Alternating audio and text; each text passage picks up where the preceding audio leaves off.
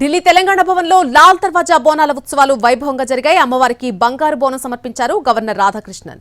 దేవుణ్ణి భిన్న రూపాల్లో మొక్కడం సెక్యులరిజానికి నిర్వచనమని అన్నారాయన. బోనాల ఉత్సవాల్లో ఈ సంస్కృతి కనిపిస్తుందన్నారు governor.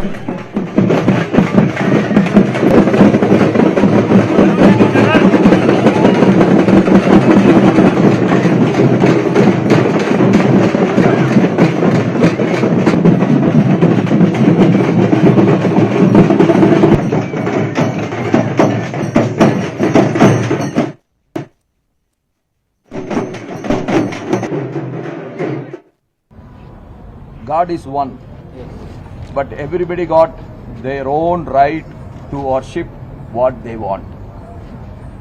That is the meaning of secularism.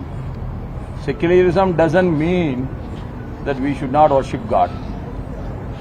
We have the right to worship God in our own way, our traditional way.